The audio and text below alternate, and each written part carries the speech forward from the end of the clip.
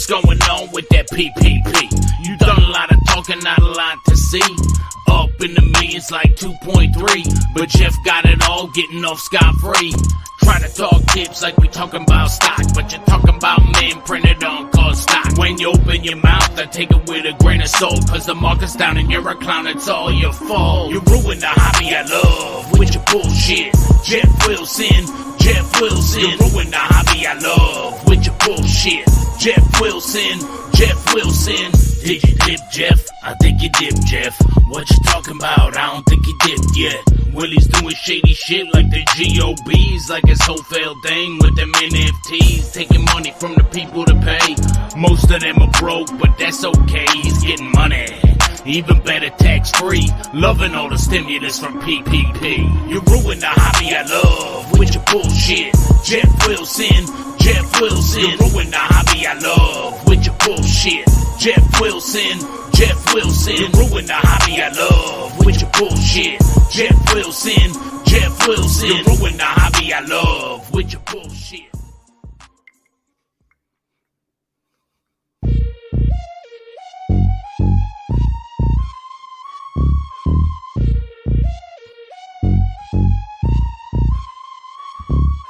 B-side on the beat.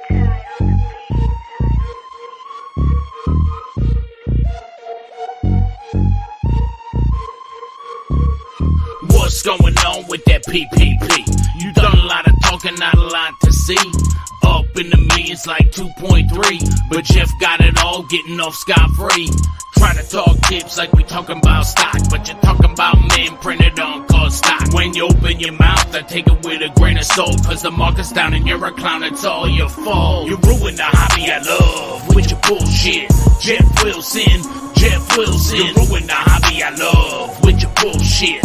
Geoff Wilson, Geoff Wilson. Did you dip, Geoff? I think you dipped, Geoff. What you talking about? I don't think you dipped yet. Willie's doing shady shit like the GOBs, like his whole failed thing with them NFTs, taking money from the people to pay. Most of them are broke, but that's okay, he's getting money. Even better, tax-free, loving all the stimulus from PPP. You ruined the hobby I love with your bullshit. Geoff Wilson, Geoff Wilson. You ruined the hobby I love with your bullshit. Geoff Wilson, Geoff Wilson. You ruined the hobby I love with your bullshit. Geoff Wilson, Geoff Wilson. You ruined the hobby I love with your bullshit. What is going on, everybody? Hopefully, you guys are doing well out there. That is right. We are back again here on Sports Card Radio. We are live on a Thursday night. We got some playoff baseball going on. We got some mid-season NFL action going on. Guys, you don't even have to watch that football game. You know what the refs are going to do in that game. You know, if it's close at all, we know what's going to happen in that game. You might as well be watching Taylor Swift and her buddy. What's the other girl's name? Can't remember her name. Selena Gomez. Might be watching the pairs on those two bounce up and down rather than the football going back and forth, because we know what's going to happen in that game. They're going to rig that, and it's going to be another victory for the Chiefs. They'll cover the spread, and Vegas will make out with some cash. We are joined. Looks like Ryan's back in the great state of California at a secret location. Tim Kim is in the background, earning that 4.2 equity. We're just waiting for that offer from Michael Rubin, Ryan. Have you gotten the email or DM from Michael Rubin yet on the buyout offer for Sports Card Radio? You know, I haven't. And the first thing we were going to talk about tonight was basically trashing them. So he better really hurry up, because I'll ramp up the trash talk until we get an offer.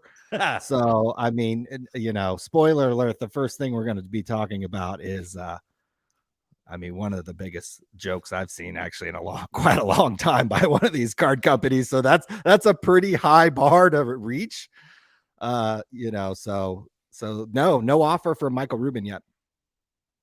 That's unfortunate. So yeah, we are attempting extortion. If they want to send that offer over before we start our discussion tonight, we will gladly accept any offer in the kind of, well, I don't want to throw out a number, but it's not going to take a whole lot to really get us to not say anything bad about them. So we are attempting a crime that is illegal But besides that, we would accept an offer from Fanatics or any reason. Even if Jeff Wilson wanted to write, instead of writing a $3 million, did Jeff Wilson say he's going to spend $3 million on his card, Chuck? Let's go. I mean, he should have just send us. It would honestly take just a portion of that to get us to actually stop mentioning him and never mention his name again in a video. Instead, he's spending it on a card shop, which I'm sure we'll be discussing on today's show. What are the other topics that we'll be talking about on today's program? We've got a whole list of things to talk about. We got some short bits in the beginning that we'll just kind of call evidence against some people and against Topps, against Panini, against our boy InvestaCard. We'll get into that. We'll get into a Geoff creating a 14,000 square foot card store. That is incredible. So we'll get into all that. We also have a Jabs family email that I teased last week and promised that I would mention there. So we will get into Jabs family toward the end. We've got a bunch of stuff. This looks like a high school autograph. Look, it's Kobe. Best wishes, Kobe Bryant, number 33. Look, he's probably trying to be all cool and stuff. Some girl came up to him with this pink piece of paper and said, Kobe, can you sign this? And he's thinking he's the baddest dude ever. So I think this is a cool item. I think I could easily get 1,000 for it. So after fees, I'd net out about 900. So I'd be willing to pay more than that.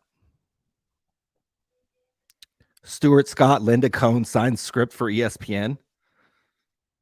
I mean, I actually kind of want to go through and read the script. Our boy Donald Trump. Take that. Signed mugshot. That's awesome. 14 hundo.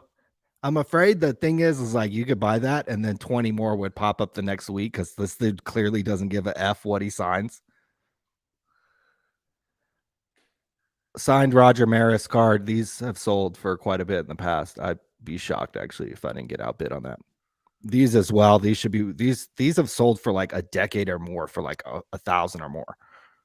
Like over a decade. Like pre-card boom, these have been valuable. Especially if the card is in better condition. Look, we have to ask Ty and Rick or, Tag or PSA or one of these people to tell us what condition the card's in. But Connor Bedard, I was in Vegas at the Cosmopolitan watching his game. You were watching the game when you were at the Cosmo? Well, there. See, here's the thing. I was just in Arizona. Were you watching other things? I was just in Arizona. So when it was in Arizona, I wouldn't have been watching a hockey game. But there's quite a big step down when you go from Arizona to Las Vegas. Wow. And I've lived in both places, so I can speak to that. The only place better than, if we're ranking places, the only place better for me than Arizona is on the beach in California, where you'd have to have tens of millions of dollars to be on the beach. Where I'm at. Exactly. You've got to be straight balling out of control, basically. Well, only other place I'd rather be. Michael Rubin can send that offer anytime. Right, we'll be right there on the beach. And we're looking at some cards for our producer, Tim, to see if they nice. fall into the range. Nice. So let's get into... Oh, I took this photo. This is Matt Barkley and his girlfriend. You mentioned that I went to the NFL rookie premiere on the last episode. Shout out to everybody watching while we have baseball on. We got football on. We got a collector's dream in the chat. Bob Boozle, Big Max, Robert S., Brian Bayless, Sam Thomas, Phoenix Rising 2430, Kiwi Cards, Dan the Cardman in the house, Brendan Ryan, White Sox Tom. Hey, I'm with you, brother. My team didn't make the playoffs either. So Zeke's Cards. So shout out all you guys tuning in. This Cardboard Life. Whoops. The meme god of Instagram. Everybody should go follow him on Instagram. This dude makes me laugh every single day. But you mentioned on our last show how I went to the 2013 rookie premiere, and this is literally one of my favorite pictures that I've ever taken. Matt Barkley And his then girlfriend, I don't know if things have worked out, but she's given him a little peck on the cheek. This is when Matt Barkley was one of these sought after quarterbacks. His cards would have been selling for, if he was coming around these days, hundreds, if not thousands of dollars, as he came out highly touted out of USC. Although he stayed a year too late. I think he would have been the first pick, and then he ended up being a third rounder. Oh, God, I'm burying the lead on the entire show, guys. I apologize. I want to sincerely apologize to everybody watching right now. We should have led with this. There should be a breaking news ticker underneath the scrolling along the side, ESPN style. Guys, there is a report that one of the most storied franchise in the NFL, the New England Patriots, are going to turn to not Tom Brady, guys. They're going to turn to Will Grier. The next Tom Brady, guys, is in the building. Guys, if I didn't drive, he might be 4 times better investment than Tom Brady right now. 4 times better than Tom Brady. He literally might be 4 times better investment than anybody, but a night out with either of these two girls. I don't know. I mean, I might rather have Will Grier. This would be absolutely amazing, first of all, if he did start a game for the Patriots, no matter how it happened or what happened during the game. If Will effing Grier gets the start for the New England Patriots, and maybe he turns into Tom Brady, maybe he wins 5 Super Bowls, maybe it's like a Kurt Warner thing where he kind of comes on late in the career. This would be amazing. Being fantastic for the hobby, for Geoff Wilson personally. I mean, that card shop would absolutely be a success if Will Grier turns into a success. He might spend $30 million. Imagine the collection of Will Griers that he has. Probably at peak. He's going to fund the shop with the Will Griers. That he probably will break even on, since he bought him at the top, and so even if Will Grier wins 8 Super Bowls, underwater. He'll still be underwater on him. But hey, at least it's a lot better than where they stand today. And so certainly RIP. What was it, Mac Jones, and who's the other guy there? I can't remember his names.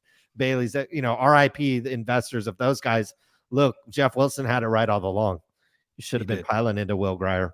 And last time I looked, Kyler Murray's on the sidelines. Doesn't look like he's probably doing more Call of Duty than he is calling plays. And so Will Grier absolutely will probably have better stats and better numbers by the fourth week of past fourth week of the NFL season, but past the halfway mark at the end of NFL season. Very excited for Geoff, for his family, for his fans, and his faithful followers. This might actually, instead of being down 80, 90% on your investments that he recommended, might take you up to maybe about down 78, 79%. So this will just, get you closer out of the hole, out of bankruptcy. Might, hold off bankruptcy just another year or two for a lot of people out there that bought Ben Simmons, Tatis, many of his other recommendations that he made over the years. Well, here's to hoping that he gets this one right, because that would be quite an amazing story. But we have another amazing story. Michael Rubin, I hope you're listening. I hope you're cutting out a checkbook, because this is I thought this was a joke.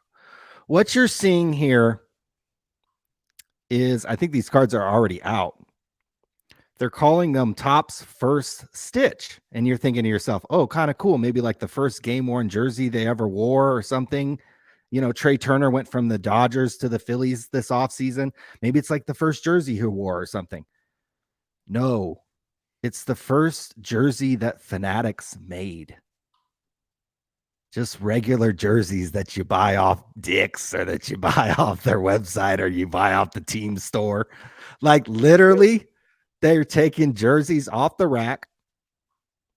they're cutting them up and they're putting them in the card. So that little sticker, that don't mean shit, because Trey Turner didn't. This isn't even player worn. This is not even player worn. This ain't game worn. This is literally off the rack worn. So I love what Michael Rubin's doing. He's taking one business. He's able to then sell these jerseys to another business at full price and cutting them up and making you guys pay for this. This is almost laughable. I mean, there's the back of the Panini statement that cards that say, oh, on the back of the Panini cards, it says, oh, this card isn't associated. This relic isn't associated with any player, event, blah, blah, blah, blah. This is taking it to the next level. This is literally, we bought a jersey off the rack at the team store, cut it up and put it into a card and sold it to you and called it Topps First Stitch. And then made an Instagram post about it. I mean, look, they've been doing this for years. It's not the first time we've seen this. Now it's just getting blatant. It's one of the reasons why I wouldn't be really excited about dropping $3 million on a 14,000 square foot trading card shop, because this is the kind of crap that they're putting out and putting up. And I honestly think, yes, the people and the fans of this show, 99% of them, very intelligent, are avoiding products like this. But there's still kind of that 1% of the hobby that are still buying this stuff. But I think that those times get less and less as more people are educated and more people get deeper into the hobby. The deeper you get into the hobby, like, you know, it's like any kind of collecting. If you just start out with classic cars, you might start with a Mustang, and then maybe you move on to Chevrolets, and then maybe you start dipping back into the Model Ts or something really old. You know, you kind of start your collection out maybe buying into group breaks, going to Target and buying a blaster. And then after a while, you realize, God, I am getting hosed by these guys. And then when you get to the salty old age of Ryan and I, you stop collecting this sports card crap altogether, and you buy signed record albums by, you know, world famous musicians. So I mean, you start avoiding this stuff altogether because it's so trashy. It is just so trashy, and it is what it is. I would, and we've said it here on the program many times. Would not buy any of this current product. I would not spend my money on any current athlete. I would wait several years. They turn out and they're going to be on track to be the next Michael Jordan. In 3 years, they're going to have a lot of cards on the market, and the prices probably aren't going to go a whole lot. Or they might turn out like Will Grier, and you have a great chance to accumulate. And then he gets his starting job, and he almost turns into the next. I mean, this time next week, we'll be talking about, is Will Grier better than Tom Brady? That's what we'll be talking about next week. So look, stop buying this crap. But this also, like, I mean, this is what Geoff's investing $3 million in. We know he's not going to be buying trading cards. He has a terrible track record of buying and selling trading cards. Okay, so he's not going to be able to do that. He's going to be selling this new stuff, and I can't think of a worse time to do it. The cards are getting less and less quality year after year, getting less and less collectible too. Something like this just isn't collectible. Not something that you're really proud to own. If you have that card, are you really proud of it? Are you really excited about it? Nah. It's just another card in a box. Yeah, and this is bad. It's bad. It's bad. It's been going on for a while. Again, collectors with an IQ over, 30, which I would say is most of the fans of Sports Card Radio, know that, like, this stuff sucks. And it's a waste of time. And it's a waste of money. And this is only going to continue, guys. This is just the beginning. Okay. Fanatics didn't get into this business to make card shops rich, to make the collector rich like they were for a while, offering this stuff for way less than, you could go to Target and like triple your money. That's insane. Fanatics is not going to allow that to happen. And they're going to put out crappier products, and they're going to charge you an arm and a leg for them. So I'd avoid all this stuff. Stick to the Yogi Bear. The cards that you had up, this is what I would be buying in this time. When prices are down, I would be taking advantage of it. And look, if you don't like Trump, don't buy Trump. But Roger Maris autograph, come on, Yogi Berra autograph, like this is all day, every single day. We had a package show up the other day with like 10 Tom Brady's and like 3 Derek Jeters in it. And unless you're Santiago Sports Cards, you think Derek Jeter probably had a pretty good career and his values are probably going to hold from here on out. Why does Santiago Sports Cards always have a man purse on? Every like thing I see, he has a man purse on. Like, what does he have in there? Does he have like a medical condition he needs to have it on? Is it like a battery for his pacemaker or like a diabetic? Like, what is it? Like, why does the dude always, everything I ever see of the guy, I don't know, I'm just going off. It's just random shit. But it's like, why does he always have like a man purse on? Like every time I see the guy, is that him with Trout? Yeah. I mean, there he is with the man purse. Yeah. Why? Like, is this? Here it is. Like, That's where he keeps his cashing cards. That's where he keeps it? I mean, He likes to keep it between his boobs. I guess so. I mean, I mean, you're not going to lose it if you always have it on. So I'm just not sure. It's not a great look. I mean, and Louis makes some nice man purses. Why step out if you're going to wear one all the time? Like wear a good, like it's like, you know, a guy that says, "Oh, I'm into sneakers," and he's wearing, you know, some weak brand. He's obviously into man purses, and that looks like one you could buy at Target. You know what I mean? Like, I don't get it. I don't get it. Like if you're into cars and you drive a Kia, like I don't exactly know how much you're into cars. You know what I mean? Man purse again, man purse. Like I don't understand. Gucci, maybe it is. Yeah, especially when you're like filming in your own shop, you can take the thing off. You could take it off. It'd be okay. Like I don't know. Maybe he thinks it's slimming. I mean, I'm not in my slimmest at my current weight, but you know, I ain't wearing a man purse or anything like that. So I don't understand it. Speaking of slim, the BBB, not Big Baller Brand, but the Better Business Triple B's, baby. Bureau, is saying that you have a slim chance of ever getting anything out of Panini America.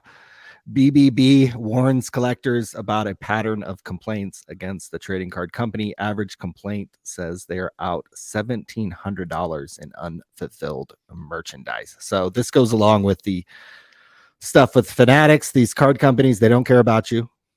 They don't care about your collection. They never have. They never will. They care about making themselves and the good old boy network some money. And they haven't really, frankly, been that successful at that, to be honest. So these companies, BBB on Panini issued another warning. I mean, where have they been? We've been issuing warnings here on Sports Card Radio for a decade. You know, like warning you guys, stop buying these companies crap. You know what I mean? Like, stop buying the crap. Yeah, they're like, I haven't uploaded a podcast. It's been a while. You know, when they don't pay you to post podcast, you know, I'm not gonna do it. But I'm too, like, a lot of podcasters that you know, they're celebrating getting to like 50 episodes, 100 episodes. I stopped like 2 years ago and I was at 200.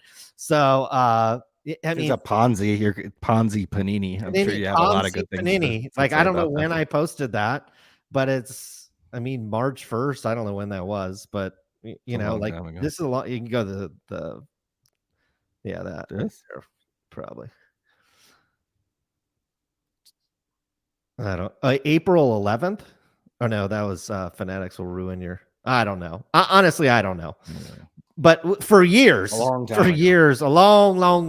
time, we've been talking crap on these companies, on podcasts, on Twitter, on social media. And, you know, that's why we can show up when there's playoff baseball and there's, what else do we have going? Oh, yeah, the rigged Kansas City game is going to be going on too. And we've got more on a live stream than you know, Backyard does. And so is Backyard Break still the biggest breaker? Like, I know we were hearing that about a year ago. They were the biggest. They were the baddest. I haven't really heard any updates on this. And we were telling people, you know, you can lick our nutsack. I don't think they're the biggest, but I haven't heard a lot about Backyard Breaks being the biggest anymore. I personally think, not to jump around. I mean, I'm all over the place today, but when Jeff Wilson gets into a business, that's the peak, guys. That's the peak. When he got into telling you what cards to buy, that was the peak of that. And now he's getting into the card shop game. This is the peak for owning a card shop. This is the peak for breaking. I would be getting out. I'd be getting the hell out of the business. You should have probably got out when Fanatics was about to get in. That was the time to exit that business. But he's spending $3 million on this card shop. And we'll get it. We'll get into it. Okay, we'll get it. Sorry. Okay. We'll get into it. Who's this? Our boy InvestaCard owes Is that a midget? $30,000. Is he like 5'3"? Sorry about the photo. It sucks. Okay, he might be higher. We did a video about this in January, how there was a bunch of stolen cards from quite a long time ago. InvestaCard ended up with one of them. He got sued. He is now in judgment of $30,000. And apparently the lawyers, they're coming after this guy next, Prism God, the guy who runs the Culture Collision show in Atlanta. And here he is with our boy. Why Geoff. is there always a picture with the scammer? Anytime you have a scammer in the hobby, Jeff Wilson always has a picture with them. It's like he's like the Jeffrey Epstein of the hobby. Like any celebrity or high-end individual always had a picture with either Epstein or I think they only put one person in jail, and it was a woman. So it just shows you society and the legal system. Jeff always has a photo. Jeff always has a photo with somebody. There he is. Another photo. Big time scammer. I don't know if Rattle Pokemon's in the chat tonight, but he knows a lot about Blake Martinez. So covered him extensively on the channel. Always a photo with Jeff. Always a photo. So I don't know. Continue your thoughts on the guy on the left. I don't know what his name is. No, that's it. Let's dive right into it. Let's dive right into old Mr. Jeff Wilson. I'll go through all my thoughts. I'll give you the kind of the high level overview of what he's trying to do. I'll give a couple of my thoughts, and then I'll leave it. It seems like you've got a lot of. I drove 10 hours yesterday, so you got more talking. You're a little tired, a little wiped out, but I'll give my thoughts and then kick it to you and see what you think about this. So Jeff is scheduled to open a 14,000 square foot store in January of 2024. So in just a few months, that's his kind of target date. 14,000 square feet, if you guys don't know, that is massive. I think our card store, when we had it, was 990 square feet. I was a manager of a skate shop that was 6,000 square feet and had a half pipe in the middle of the store that you could come in and skate if you wanted to. And 6,000 square feet seemed massive. So 14,000 seems like absolutely huge. It was an old Pier 1 Imports store, I believe. So he says he's spending $3 million. I'm going to take the over on that. So whatever he's budgeted, Jeff, you're going to spend more. Now, I'm not going to get into this, but from a tax perspective, if Jeff does have income coming in from either his wife or some other kind of business, this is actually a smart thing to do. And we could actually pull clips of us saying, well, why doesn't he start, instead of buying $2 million on sports cards, why didn't he start a card store? Why didn't he start a baseball card show? When the fake emails were going around a couple of weeks ago about him starting a sports card show, I think 2 weeks ago, I asked you, I said, well, wouldn't it be kind of a smart idea if he did start a card show? Just from a tax perspective, even if this card shop didn't even ever make money, the amount of money this guy's willing to kind of throw at things. We'll talk about market movers. We'll talk about dibs.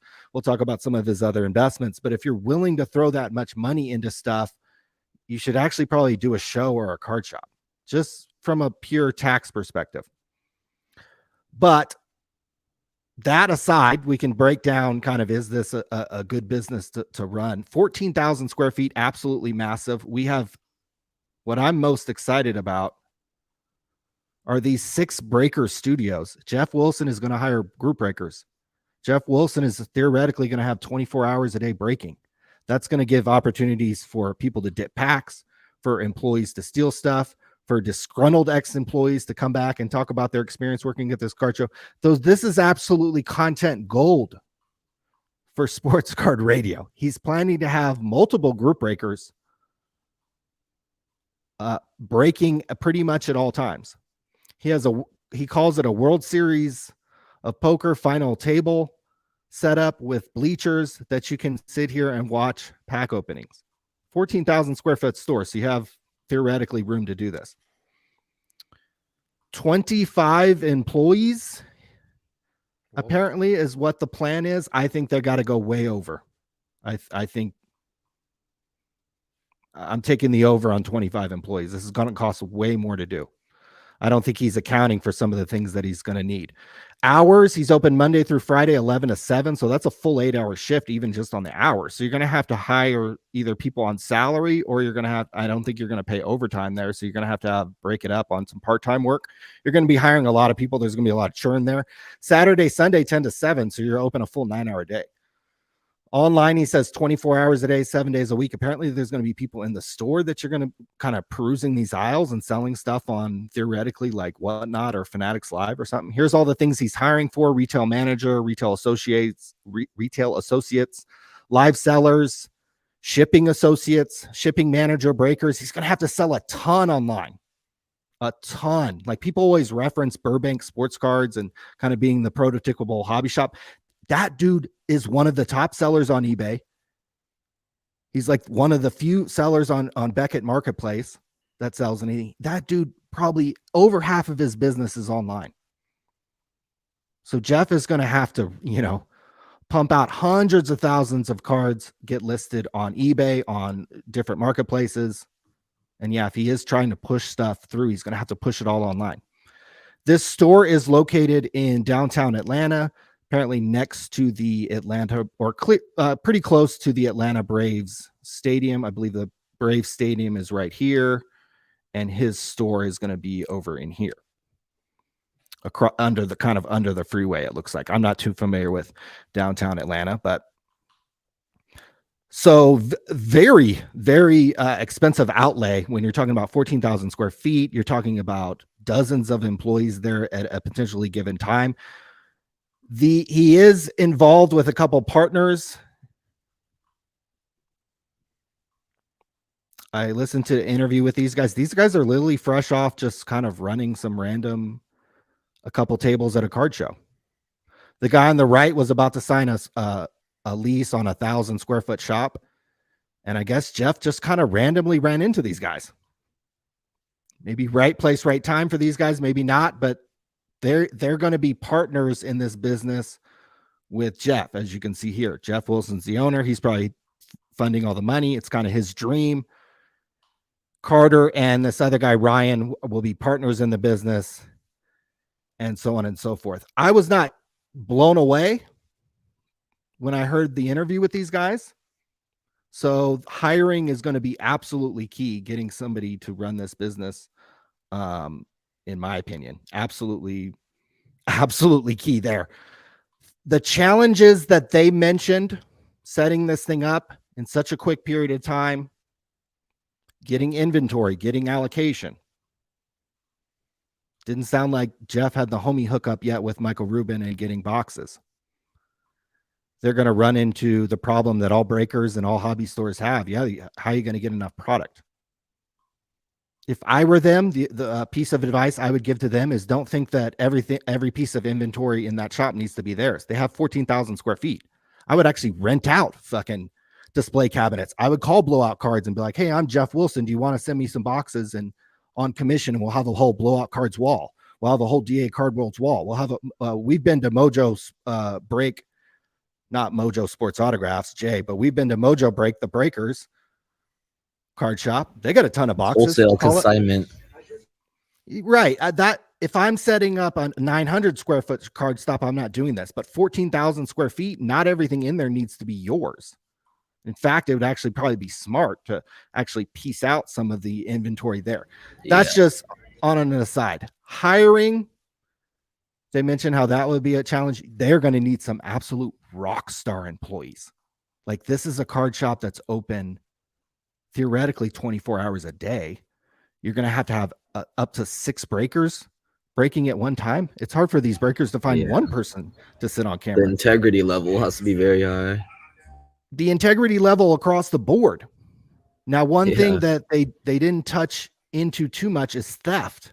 Geoff, this place is going to get effing jacked if you don't have everything kind of buttoned up, both from the employee side, employees stealing from you, and then customers coming in, and they can be kids, and they could look like the nicest kids, but they're going to be able to, if you have just boxes laying out with cards, all those cards are going to get stolen. If there's a way to get into these display cabinets without an employee, those cards are going to get stolen. If you have loose packs sitting out anywhere, those are going to get stolen. If you don't do something about these windows, somebody's literally just going to bust them down, walk in, jack everything, and walk out. So and when your employees leave at night, they might get jacked. So you have to have, literally, one of the most important things you have to do is secure this, secure your employees, secure your inventory. That is going to be very, very difficult to do with such a large space.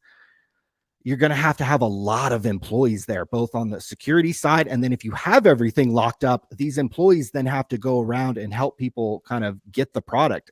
This is a very ambitious attempt. I like it from a tax perspective. I like it from Geoff being kind of middle-aged and just YOLOing it and just being like, fuck it, I'll create this huge card store. I like it from that angle.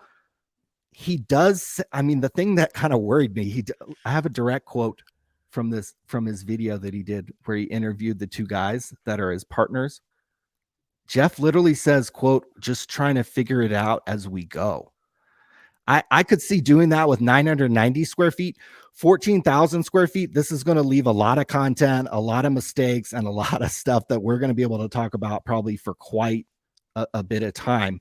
So I know I talked a lot there. Again, Geoff is trying to open a card store in January of 2024 in downtown Atlanta near the Atlanta Braves Stadium. He says he's going to spend at least $3 million. I'm going to take the way over on it.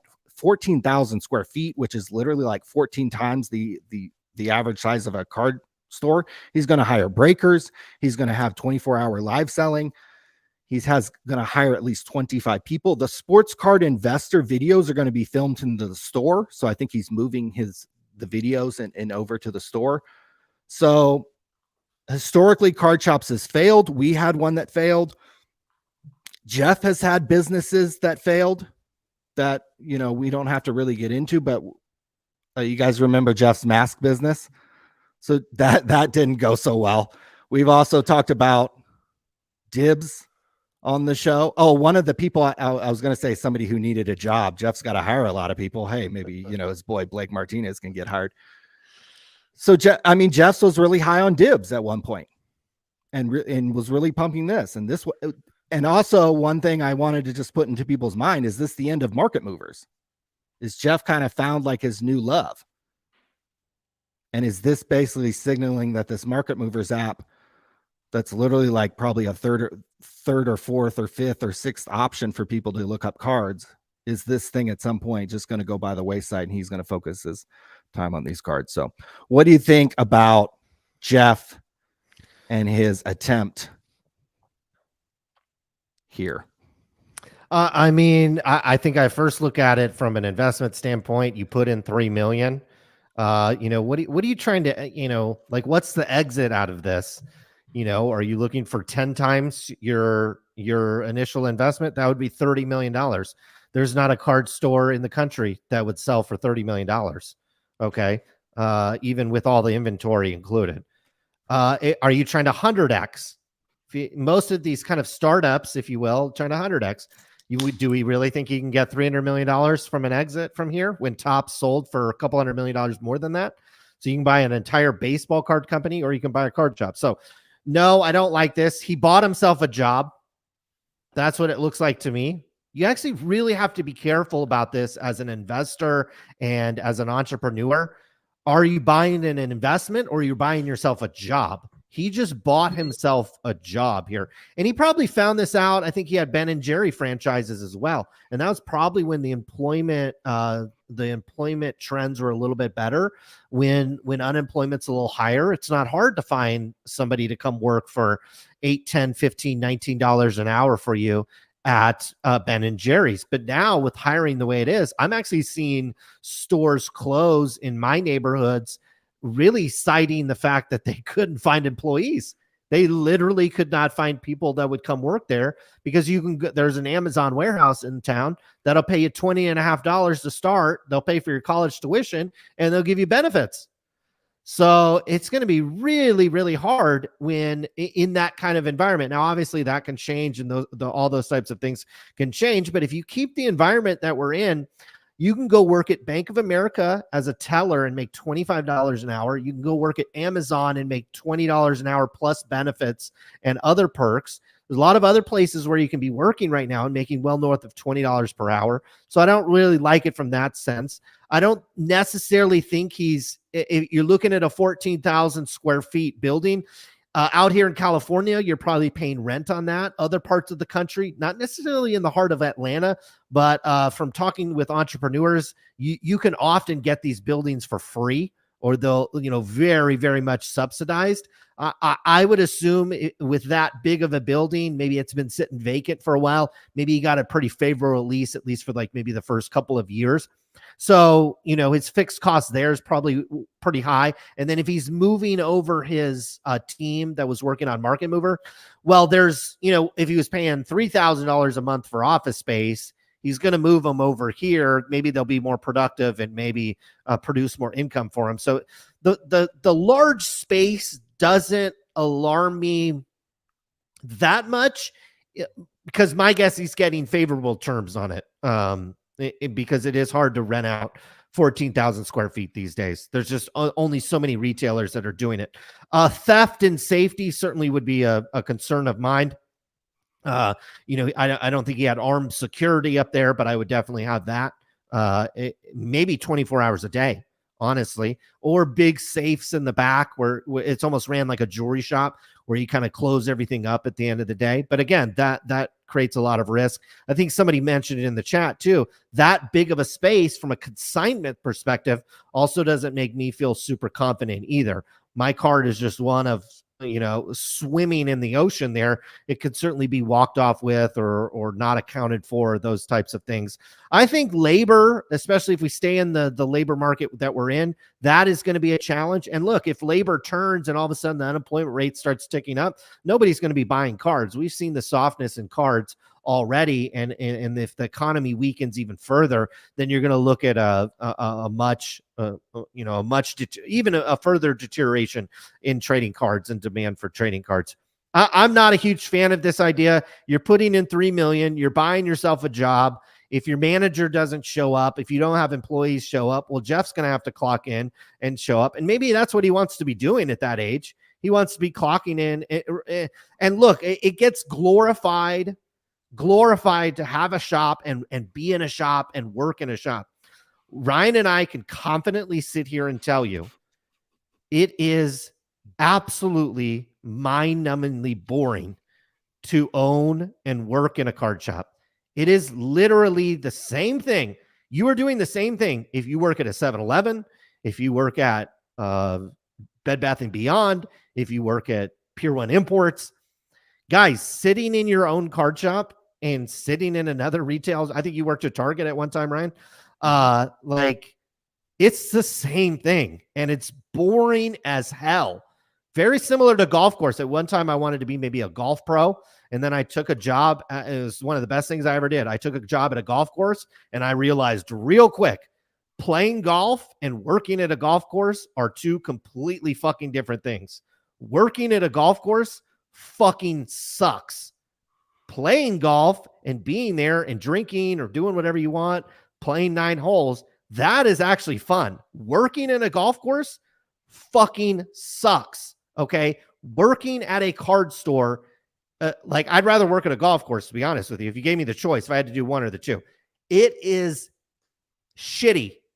Because everybody, I'll tell you, half of his customers in this market, especially, half of his customers are going to walk through that door. They're going to have a dusty ass box of 1989 score or 89 score baseball. It'll have 89 tops through 1996 tops. There'll be nothing in those boxes of any value. They'll all be damaged, and they'll come in there and they'll be expecting you to go through them all and give them a price and buy them. If he has a phone, it'll be ringing off the hook. Do you guys buy? Do you guys buy? Do you guys buy? And it's not going to be good stuff. It's going to be a bunch of garbage. Okay. So he's constantly going to be bombarded by people coming in there trying to sell their dusty ass starting lineup figures, dusty ass trading cards, dusty ass NASCAR, collectibles, just stuff that just is garbage. Like you can't even put it on eBay. He is going to be dealing with a lot of that stuff. And on top of that, probably the number one reason why I would not open a store right at the current time, Michael Rubin is going around and he is like a magician. He is making you guys seem like you're on his team and you're his friend. And, we're going to work together. And I think I heard the Mojo podcast this last week. They talked about how they sent an athlete to the store and it was a great event. I don't want to take away. I actually think Fanatics is doing a better job at what they're doing in a lot of ways than what the previous Topps management is doing. They're investing money. They're doing stuff, but don't be fooled, guys. This is a company with how many lids locations? I think we looked it up a couple of weeks ago. This is a company with thousands of lids location. And then I saw this week, was it if you bought a hat, you got a pack of cards? Is that how it worked? I don't know. I saw these. I only saw the result of the Topps Chrome packs, but that's coming. Okay. These lids are going to be turned into trading card shops. Okay. And so, and the margin is going to be completely squeezed out of this stuff. Okay. It's going to go back to the way it was. Ryan and I got our wholesale license well over 20 years ago when we were buying and selling baseball cards. You would get the sell sheet from the wholesaler and it'd be $65 for a box of Topps. And then you'd go over to Blowout and he'd have it on sale for $69. So we're talking razor thin, single digit market margins on open boxes. And that's what's going to happen with Topps. So he's not going to make money selling an open product. He's going to have bums coming in 24/7, either trying to rob the place or trying to sell cards that are just garbage. He's going to have to deal with employees. He bought himself a job here. You're going to have breakers, and these breakers are going to fall asleep on camera. They're going to dip. They're going to do all this weird stuff. There's going to be some weird stuff happening on camera, especially when you don't have full control over it. There's going to be some weird stuff happening on camera. That's going to hurt his brand. That's going to hurt his image. Well, I mean, we know Will Grier is going to win a Super Bowl this year, so that's going to elevate him back to sports card investor status and godlike status. But aside from Will Grier winning a Super Bowl later this year or early next year, and if Will Grier makes the Super Bowl, Ryan and I will buy tickets and we'll be there in Las Vegas. We might be doing that anyways, but Me too. We'll get you into Tim. So if Will Grier's in the Super Bowl. Three Super Bowl tickets and a suite at the, I don't know, the Bellagio, maybe the Aria. Okay. Oh, yeah. I was thinking we go old school. I'm mad at the Bellagio. So you're mad at the Bellagio. Okay. All right. So yeah. Side note, I was just there for 2 days. They fucking cut down 22-year-old trees in front of the fountains. And now for like 2 months, like the F1 race isn't a month from now, but you can't walk by the fountains. On the strip side, they've got fucking the F1 bleachers going up. So you can't even those are 20. It was $20,000 a person to get into those, dude. They sent me an offer. Yeah. Well, yeah. They sent me an offer. They were like, I think it was like 8,000 for the lower, like the ones up top were really expensive because you got like bottle service and whatnot. So, which you had to pay for, but it was like, I think it was like 20,000. I mean, I think you got a hotel room, but it's like 20,000 a person or something. So it seems interesting, but Vegas is a mess. Well, that's okay. Well, it's always in some kind of form of mess, including when MGM got hacked a couple weeks ago. But look, Geoff Wilson bought himself a job. Congratulations. You just spent $3 million and gave yourself an 8-hour day job. I don't know. Doesn't seem that great to me. Ryan, I would be sliding up into his wife's DM. She's probably got a lot more alone time these days.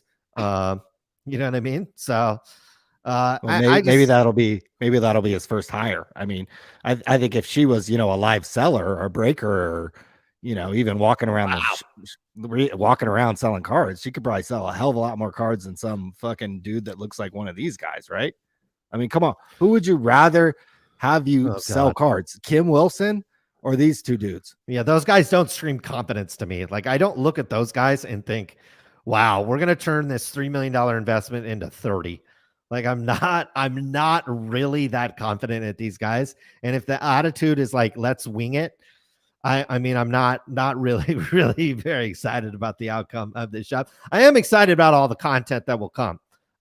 You know, and then when Geoff has to close up his doors or downsize, you know, he'll go on his long speech about how failure is really a success, when failure is all he's done for the past 4 or 5 years outside of securing 2 PPP loans. So, you know, if it wasn't for the government, this guy would probably be, you know, sweeping floors at fucking the local Kmart. So 3 million, bought himself a job. Congratulations. You could have put how much, like, what can you get on a money market right now? Like 5.5%. What's 5.5% annualized on 3 million? I mean, fuck, what would you rather do? Work 8 hours in a card shop, earn 5% on 3 million. Maybe we're at different stages of our lives than Geoff, but this just seems like midlife crisis, maybe, or like, I don't know, just delusion. Could be delusion, because again, Michael, we said it from the day, like literally the day Michael Rubin bought Topps, the day of. Now everybody's starting to realize it, that he was going to squeeze out the distributors. He was going to squeeze out the breakers. He was just going to squeeze everybody out, and he was all of a sudden going to make all the money. He was going to squeeze out PWCC. He ended up buying them for $1, I think. So, like, we knew that was coming from day one. Guys, the card shops are coming. He's not going to sit around and let you guys earn a huge return on your $3 million investment. He's going to allow you to scrape by while he's going to collect all your data. That we know that, right? Geoff's going to have to send all his sales data to Michael Rubin. Michael Rubin already probably has like 4 or 5 lids located. He probably has a shop at the Brave Stadium. So he literally probably has a shop just miles from where Geoff is. Geoff is going to do all the market research for him, show him the way. And then what is Michael Rubin going to do? He's going to find the products that sell in his area, and he's going to make and sell more of them at his shop. That's been the Fanatics way. That's been the Michael Rubin way since he's ever done business. Again, I know a lot of people are just getting to know Michael Rubin. I think he was on Shark Tank the other day. A lot of people are just starting to get to know him. This is a guy I've been following his career for over 20 years. This is what he does, guys. I am not saying this at any at all criticism either. I'm just saying this is what he does. He comes into a market and he sucks everything up and absorbs it all for himself. So I'd be opening a card shop right now would be like the last thing I'd want to do. The last thing. I'd rather go all in on Will Grier. If he was like, I'm getting a second mortgage on my house and buying Will Grier, I'd be more excited about that than this card shop. Because at least there, he can just sit around and watch Will Grier play football. And it doesn't depreciate to zero. Will Grier cards will always have some kind of value above 1 cent. When his card shop closes, he is probably going to have negative amount of money in his bank account. It's a terrible idea. The two, quote, partners that he partnered with look like two absolute stone cold losers to me. Like that, those do not look like winners. Do not look like winning material to me. They just don't. Just doesn't scream like, hey, I'm a winner. Just looks like two card fondlers to me. Do those look like winners, Ryan, or card fondlers? I listened to I had a long drive, so I listened to the 45-minute interview. Maybe they're better off camera. Maybe they're better at a specific role, but to run a 14,000 square foot, this is going to take a special person. And literally the only person I've ever heard capable of this is that would want to do it as well is the guy out in Burbank, is the Rob Veras, because I've heard him present. I've heard him talk. You know, the dude is like on Adderall and like gamed up, ready to work 80 hours a week, right? You're going to need somebody, and it's probably not going to be Geoff, and I don't think it's going to be these two guys. There's going to have to be another face of this franchise, and maybe he has to pull him over from his existing sports card investor team. But like you said, he just bought a job. So if Geoff doesn't want to sit here and be the operator of this business, I don't sense that these two guys are an operator as well. This is ambitious. Now, the one saving grace is Geoff. One thing he's really good at is he has built a name and a brand in the sports card industry.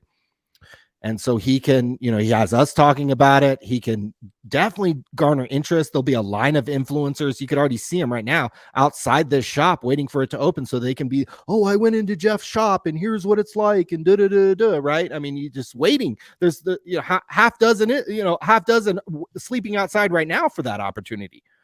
So the first year could be really good for him. For me, every business, every sports team, the honeymoon at some point runs out. What are the projections when the Braves are the worst team in Major League Baseball and they're averaging 14,000 fans a game, and maybe a cold stretch runs through Atlanta? I was in Atlanta in January and there was freaking snow on the ground. I mean, I don't know how many people are going to be at your shop in the dead of winter in Atlanta. That's something to think about as well. This is very ambitious. This is ambitious. I think it'll be fun for us to talk about. It's going to give us a lot to talk about. You're going to need an operator of this business, and I don't sense that Geoff is that. He bought himself a job here. I don't sense that these two guys are. So it'll be interesting to see what happens in the future. But I didn't want to spend too much time. I don't want his ego to go through the roof too much. I don't want to spend too much time on Geoff. Or 1-1 in the Atlanta Phillies game. Looks like Riley, the third baseman, might have got a hold of one there.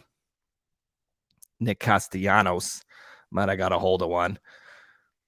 10-0 in the football game. Everybody knows what's going to happen in this game. I mean, come on. Russell Wilson.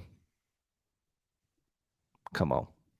Is Taylor Swift at the game, or do we have confirmation? I don't know if even Kelsey's even playing because he was hurt. Kelsey got hurt, and so hopefully she mended him back to health. So hopefully Geoff's card store goes better than his mask business. I'm sure everybody remembers that.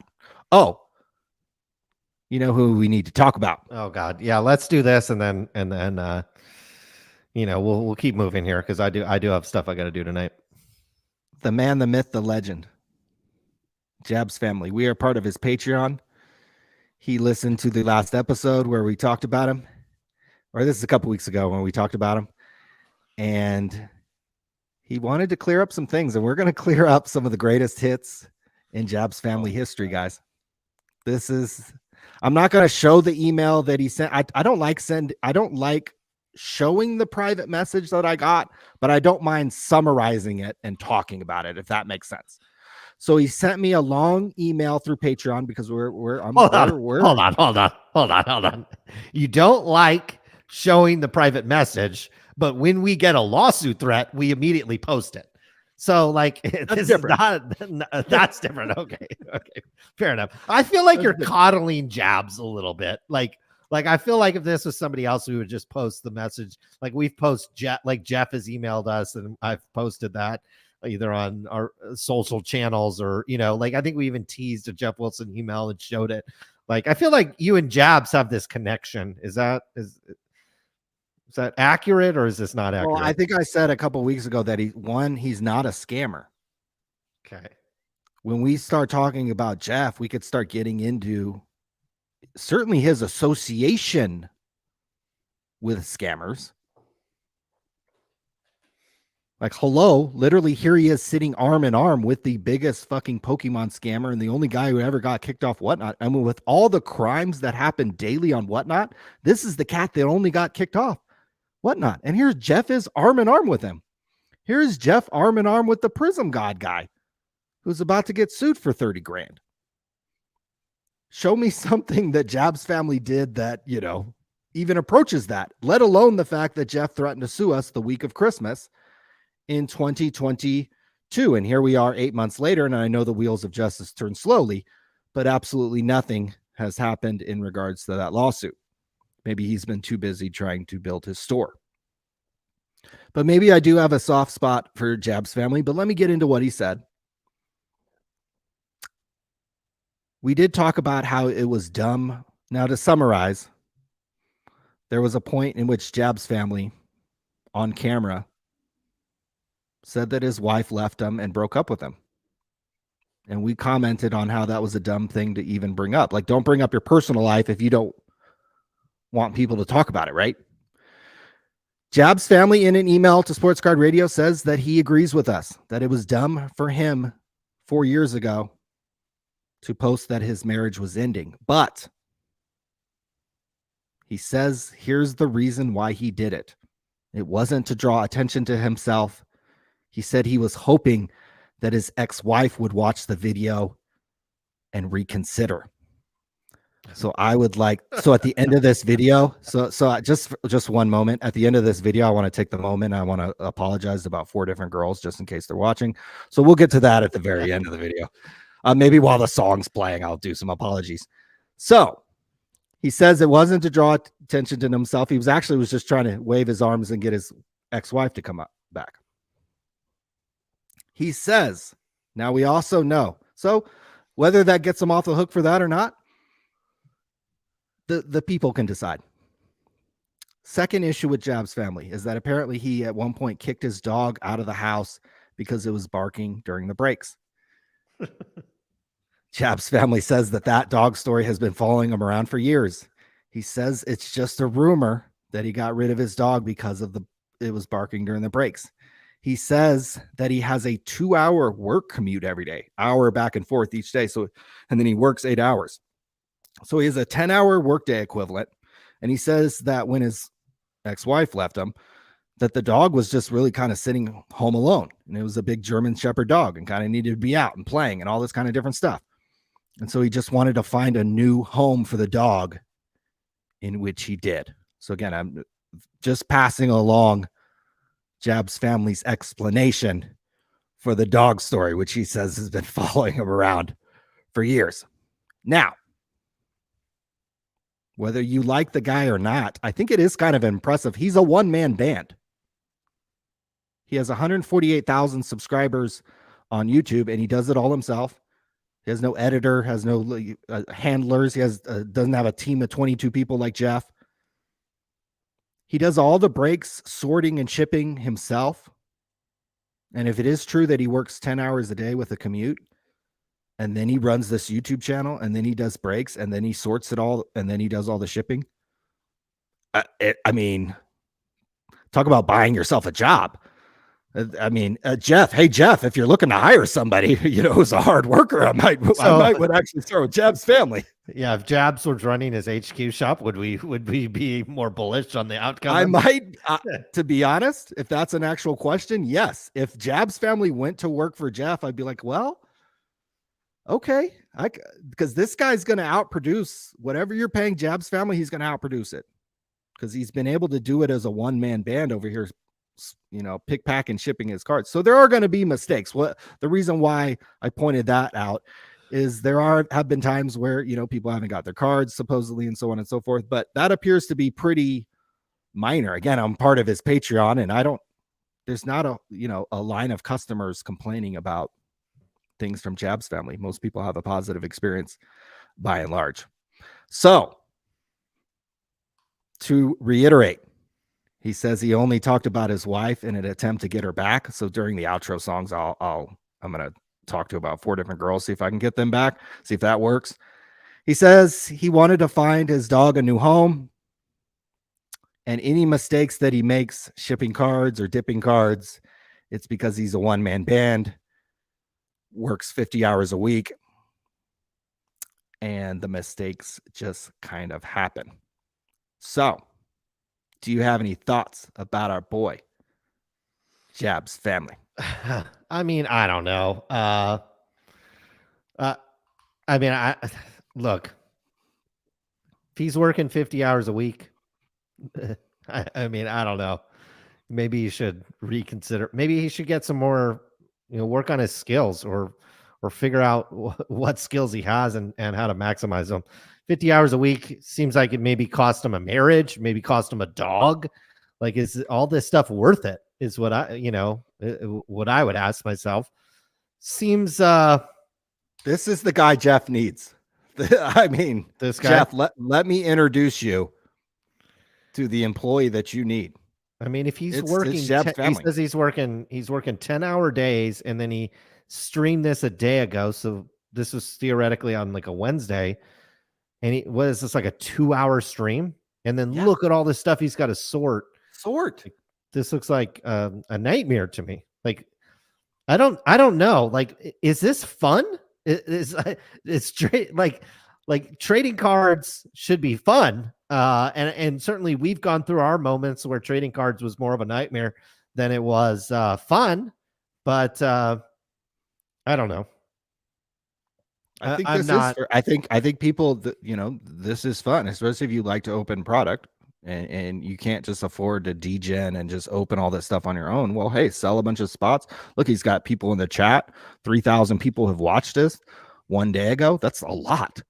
So What kind of bills does he have? If he's a single guy and he can get 3,000 on a stream and he's selling these spots, like he's probably making a couple $1,000s a month on his YouTube channel, right? Like he's got to be making $2,000 or $3,000 a month on his YouTube channel. And then if he quit his job, could he make another 1,000 or two? So he could make $4,000 or $5,000 a month, just breaking, maybe even more than that. Maybe he can make $6,000 or $7,000 if he went breaker full time and YouTube full time. Could he double his income on YouTube and get up to $4,000, $5,000, $6,000? So either this dude has like incredible amount of bills, or maybe he's just trying to save up for later in life. I don't know. he has kids. Okay, well, even then. Okay, I've survived for a long time with children, being self-employed. I just happened to get an offer, not about 6 months ago that I was like, I could not say no to, basically. So, but outside of that, I don't know. I don't know. He has to be making a killing, because I used to do personal breaks on Twitch, and I was making probably like 4,000 to 5,000 a month, and I was also hunting my own boxes. So, and he's like way more volume than I was ever doing. So if he's saying he's not making any money, then he's either lying or he never talked about money. Yeah, he never talked about. I imagine that he probably does. I actually imagine he does probably make money. Yeah, I don't know about his why lifestyle. he would have to work at other places either, just because with the volume that he's moving, I feel like he could be making easily over 20 to 30 a month. That's what I'm saying. Geoff, right here, boy. Hire Jabs family. This is your first hire. This is the guy.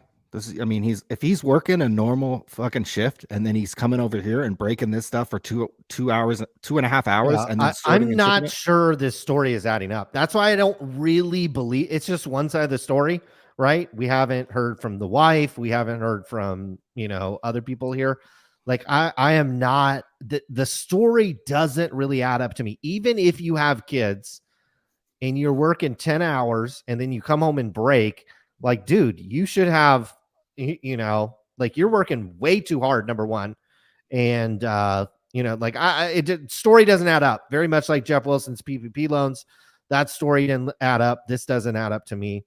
Just, that's what I feel like. Okay. Well, I just wanted to pass along his thoughts. We've had, some fun talking about the wife and the dog and all this stuff. So I wanted to get an opportunity for him to basically clear the air and share his thoughts on the matter. But that's Jeb's family for you guys.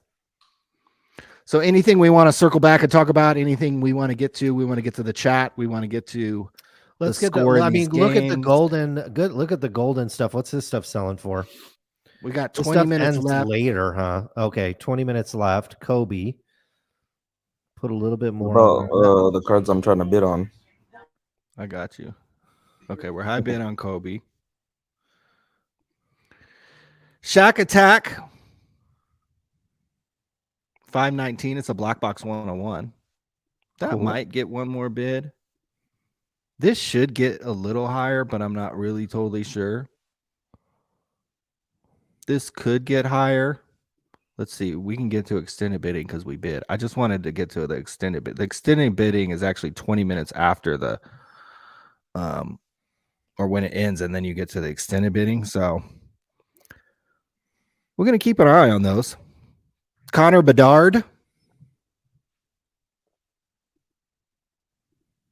Did he do $5,400 in his first game? They were down 2-0, but I think they came back and won. I went to check out some of the Las Vegas scenery, and I didn't catch the whole game, but I think they actually Let's came do. back and won. We got outbid on this. Not really surprising. This should sell for probably over 1,000. It's probably still underpriced at that. Possibly card. could win that. Donnie Trump's at 2 racks. Mm. Kobe were high bid at 686 because I just think I can get, after fees, I can get 900. So it'd still be like a $200 win on 686. So that wouldn't be too bad. And, you know, if you had that laying around, it wouldn't be the worst thing either. So near mid 8, they graded it, I guess. It's kind of interesting. Early Kobe Bryant autograph for sure. Number 33. That was his high school number, I think.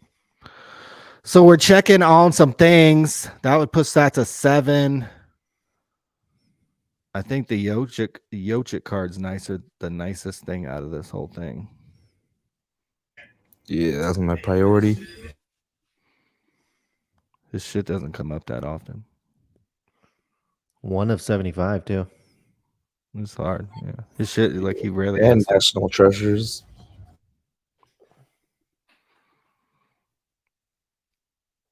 So that's kind of where I was at. I was selling a bunch of stuff too, but I don't know where. I probably had about close to $1,000 worth of stuff in the auction, mostly boxes. Nice. And a couple other, I'm trying to think, mostly boxes and a Walter Payton card. Because I bought another one. So I bought another Walter Payton. So I decided there's one sitting over here too, I think. Or an autograph, maybe. I can't remember. It might be a rookie. We have an autograph and 2 rookies, I think. Okay. Yeah, I think the autograph and the rookies over here. All right. But getting the stuff in my safe out of my hands is going to be. I think what we should do is consolidate, though. Like, there's like 3 or 4 Jeter rookies in there. There's some Tom Brady stuff. I think what we should do at some point is consolidate into like a PSA 8 or 9 Jeter. You know, you see what I'm saying? Like, we've got all the mid-grade Well, yeah, stuff. we have this card show coming. So. Yeah, this card show that's coming up that we're going to set up in December. Right. I just wanted to bring all the Tom Brady rookies, all the shit that like is whatever. Yeah, we want to consolidate or try to move up. Bring it all because I want to put it in case because there's some actually big time buyers and people who come through who like, oh, okay, yeah, 100 for a Brady rookie or whatever, 125. So Sure. We'll bring all that shit to the card show because last time we didn't bring anything good and I still sold it all. Where if I had it good shit, I think it would have sold or traded it or something, moved off of it somehow. All right. Mr. Gosai, I think. If I get a cameo from Jeff Wilson for this cardboard life, what should I make Jeff Wilson say for my $15.99? I want the clip to be immortalized. I mean, I think anything with Will Grier in it, maybe he's done that already. I think anything in there referencing Sports Card Radio would certainly get some play on your video. If you can get him to say something, it doesn't have to be positive about us, but certainly something negative would be interesting. Anything in that range, I think, for our purposes. Ryan, any suggestions for his $15.99 investment? Maybe he could say this is a 4 times better investment than any card pick that I've ever made. I don't know. I love it. I love it. Yeah.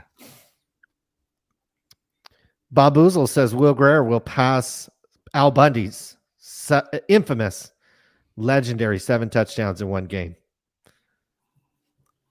He might get 7 touchdowns on the first play of the game, honestly. Rob Forte, random question. Anybody know if there's any Manny Ramirez game use corked bat cards? I think they were from the mid to late 90s. I can't remember off the top of my head. I know like there were quite a few companies making those, but I don't off the top of my head. I don't remember. I remember something about that about Pacific, and then this is like, isn't this like led to them losing their baseball license because they made the cork bat card with, I think it was Manny or Sammy or one of them. It may not have been Manny, but it was one of them. Interesting. Here's a back card of Put like a piece of cork on it. yeah, exactly. Yeah, I mean, maybe that maybe used that is. cork bat card. Be Well, pretty now sweet. Fanatics would just buy one off, buy a wood bat Just off buy a the baseball rack. bat, yeah. Yeah, right. From Yeah. a little leaguer. Or it and won't just even call be it- a bat. It'll just be a piece of lumber from fucking That's Lowe's true. or whatever, and they'll Right. just shave it off. Yeah. Game one of- used Home Depot lumber. Ruben Yeah. is a genius. I would agree. Gary Fusey, Fanatics to become the Electronic Arts of trading cards. I think that's a really good parallel and a good analogy. That it's like, yeah, you're not going to be able to get rid of Electronic Arts, but they're can you get rich selling video games these days? I know GameStop stock had some ups and downs, but it had nothing to do with selling video games. So EA's primary revenue is off of mobile games and microtransaction. sure, yeah. And I remember I looked way back in the day. I looked at wholesale gaming prices. It was the same as sports cards. If the game was $50 at GameStop, you could buy it for $45 wholesale. It's not a man purse. It is a Santiago satchel. Maybe he has his own brand. Maybe he has his own brand of man purse satchels. Santiago satchel. Big Matt says in the ghetto, they use those man purses to carry guns. That's what I was wondering. They want to say that we get kicked off YouTube for talking too much about the Second Amendment, even though it's a constitutional right for you. If you talk about it too much here on YouTube, they kick you off. But I was just wondering, maybe he's locked in, he's cocked and locked in there. I don't know. Doesn't look like it to me. Looks a little, I don't know. Also, I don't think that's an effective. He's a big enough guy where he can have something on his person. I don't like carrying in those satchels. I just think that if somebody's going to come rob you, they're going to take that and then, have fun fending the robber off after they do that to you. Bro is 5'3", stand on his money, and he's still 5'3". This is true. This is true. I don't know if it's Santiago or the other guy. Any thoughts on non-sport rookies? So I guess we're talking about like musicians and maybe things like that. I don't got a problem with it. I would just make sure it's actually quote unquote rare, and not something that was completely mass produced. I prefer memorabilia. I prefer stuff that looks good on the wall. Like I love like, look, I don't have Eminem albums bumping over here, but I prefer stuff that looks good on a wall. It's a talking piece. Somebody can come over. Oh, what's that? Oh, it's an Eminem signed record. That's cool. Or a Pearl Jam. Ryan's at a secret location. There's a Pearl Jam poster that just looks like a poster, but then when you look really, really closely, Eddie Vedder's signature's on there. I like stuff like that. Looks good on the wall. Trading cards all look the same 10 feet away in a box. That's just my opinion. Would you Geoff? ever put your cards on a wall? No, I would. No, I don't. No, I don't think it looks good enough. I don't know. It's not like I'm some kind of design freak. As you can see, I have nothing on the walls in here, but it's really just because I haven't decided what I'm going to do yet. But trading cards would be a no. Jeff Wilson Epstein. Autodidact University with the $2. You're taking everything I work for. According to Stockfish. Stockfish, I think, is a program that evaluates your chess play, I think. Big into chess these days. My boy Hans Niemann. Jeff Wilson is offering Tim 6% equity in his shop if he comes to work for him. Well, that would be, what's that? 3.8% more equity than or 5.8% equity more than we have. I don't know. I mean, I guess that's a question for the chat. What business has the better chance of the equity paying off? Jeff Wilson's card shop or Sports Card Radio? I don't know. Tough question to answer. That's a tough one. I'd take 1% of Sports Card Radio over 60% of Jeff's Wow. business. Strong. It's a strong statement. We are probably cash flow positive, but at the same True. time, we don't have a 14,000 square feet, and we're not hiring for an assistant manager. You guys have to go for the grand opening. That would be interesting. That would be fun. When is the grand opening? Is there a timeline, or is he's not sure yet? His timeline is for around ironically the Cultural Collision show, but when is in that? January. In January. Okay. Well, it's freezing ass cold in Atlanta. I would not go to Atlanta in January. I might be out on the East Coast in January, but it'll be Miami and not Atlanta. Nick Rinaldi with the $2. Riot and looting is a real risk in Atlanta. Bold move. I agree. But I mean, all these stores, the Targets, the Home Depots, they're talking more like this is actually a real thing. It's not like people are just, like they're closing stores. They're mentioning it on the conference call that their profits are being impacted by stealing. And so, like, I'm not big on physical retail. I think the future is they're going to put this stuff behind glass and there's going to be a robot there to give it to you. I think not all markets, but certainly these big urban environments like Atlanta.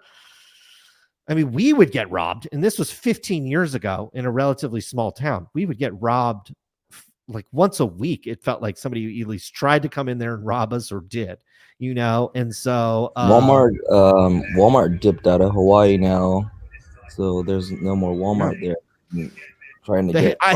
I think in Atlanta, Walmart is opening a police station in the store. I think that was an Atlanta location. Like Walmart, to solve the problem, is literally opening a police station inside the Walmart. So it's a real thing, and if you underestimate it, you're going to find out real quick. And that also is really hard to hire employees because, like, I can go be brain dead in an Amazon warehouse, put some headphones on and just walk around and pick packages. And I'll make $20 with benefits, with college. And I don't have to do anything. I can even drive like DoorDash or whatever and not really have to do anything. Or do I go work at a card shop where I could be at gunpoint, 3 days a week? Or I'm having to like follow this black dude because it looks like he wants. I mean, I don't know if that was racist what I just said, but follow this dude that it looks like he's about to steal some cards. So, I mean, racial profiling is a real thing. If you're going to be manning this shop, you better be profiling people as they come in the door. $180K a year in interest or $3 million in the red. Yeah. Okay. So this guy did the math. You can earn today about $180,000 pre-tax on interest on $3 million. So, so that the cash flow from the shop has to be significantly more than that for this to be an actual real investment. Again, Geoff goes around and talks about how he's an investor, and he's an investor by day, card collector, or whatever at night. So like, I don't know if this is that great of an investment. When you could literally sit on your ass with $3 million. Now he's borrowing this $3 million. He doesn't have that sitting around in cash. He's borrowing that. But how come we aren't hearing more about card porn? This, according to 1 Million Cubs Project. I have a feeling some big names in the hobby are paying off content creators to hush their mouths. I don't know about that. We haven't gotten our check over here at Sports Card Radio. If somebody wants to not talk about card porn for a couple $100, I think sportscardshow@gmail.com, I think is the PayPal. You could send it over there. And, I don't know. I'm honestly not sure. I think the story probably has gone cold, maybe a little bit. I haven't really heard anything else about it. I think at some point you have these stories kind of come up in the hobby, and then you almost kind of let them breathe a little bit, and then you come back to it. I'm not trying to make excuses for anybody, but I can confirm here at Sports Card Radio, we have not gotten any money to either talk or not talk about Mr. Card Porn. I think he's in a lot of trouble. I think he's probably in a lot of trouble. And I think there's people that helped him. Not necessarily like the people, not the names that people want to hear helped him, but there are some other scammer. I don't believe that he bought a Michael Jordan jersey and then just tried to pass it all off on himself. I think there's other people that helped him. And if you read the Rovell article, how there was some woman named Whitney that was a part of the foundation, the fake foundation that was set up. I think there's some other hobby names, probably lesser hobby names, that were in on the scam, and that the like you said, the stories kind of run cold. It's hard to really track all that stuff down. Nobody was really that good of boys with card porn. It sounds like nobody was really that close to him. And, you know, we're texting him every day or calling him or inviting him on the shows and interviewing him. So, but I would be shocked if card porn acted alone. I think there are other people involved, and not, unfortunately, the big names in the hobby that I'm sure people would want, but some lesser names that it's like, oh yeah, he's dealt in game use stuff. And that's how card porn would even know how to pull something like that off. Like card porn, I think, is associated with some other scammers that, you know, those guys are pretty good at keeping their mouth shut, unless they're like Evan Mathis and make a TikTok of them trimming cards. I mean, maybe we'll get that in 6 months or a year. This is how we fake the MJ jersey. I don't know. I think everybody has the right to remain silent in that situation, and they're probably doing the right thing by remaining silent. If you're involved in what they did, you should probably remain silent, because criminal charges are likely coming at some point in time for that. Well, folks, we've been around for nearly an hour and a half. We've got baseball. We've got football. We had 500 strong, more than 500. I think we got up to maybe 600 strong here in the chat. Thank you so much. Wait until football season's over and we're like the only game in town. Maybe we'll start giving stuff away for free, and maybe we'll invite Jab's family on and he can break cards in the background after his 10-hour day. 13-0 is the Chiefs score. I'm sure they've gotten every flag and every call in that game. I'm not sure what the spread is or the over and under in that, but the refs will make sure that happens for the Chiefs. I'm not sure about baseball. When my team clocks out, I haven't watched a baseball game in months. So I don't watch that crap, but hopefully you guys all had a wonderful day, wonderful show. We'll be back again next week here on Sports Card Radio. Any parting words for the faithful, Ryan? Thanks for coming out, and we will see you guys next week. And Geoff, if you need to hire anybody, hire your boy Jabs and the half dozen girls. I will get to the apology in the outro song. Yes, stay around females. Ryan is trying to get you back. He's in a part of California where it's a little remote, so I can imagine getting a female over there is a challenge. At least one. Hey, you don't know that fully. You don't know the full details on that. I might know the full details. Everything's possible. I think I've been there when you've had a female over there. So, and let's just say the walls echo with the high ceilings there. All right. Now that we're talking about Ryan's private life, we will end the show. Thank you, Tim, for joining us again today. That 4.2% in equity just going up by the minute. Thank you all for tuning in. We'll see you again next week. Till then, we are out of here.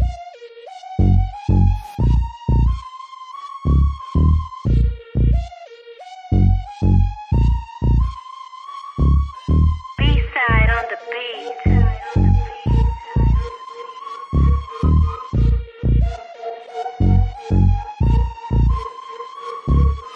What's going on with that PPP? You done a lot of talking, not a lot to see. Up in the millions like 2.3, but Geoff got it all, getting off scot-free.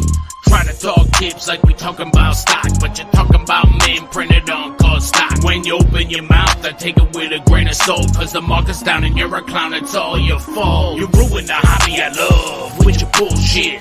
Geoff Wilson. You ruin the hobby I love with your bullshit. Geoff Wilson. Did you dip, Geoff? I think you dipped, Geoff. What you talking about? I don't think you dipped yet. Willie's doing shady shit like the GOBs, like his whole failed thing with them NFTs, taking money from the people to pay. Most of them are broke, but that's okay, he's getting money. even better tax free. Loving all the stimulus from PPP. You ruin the hobby I love with your bullshit. Geoff Wilson, Geoff Wilson. You ruin the hobby I love with your bullshit. Geoff Wilson, Geoff Wilson. You ruin the hobby I love with your bullshit. Geoff Wilson, Geoff Wilson. You ruin the hobby I love with your bullshit. Interception. Epstein, Geoff Epstein.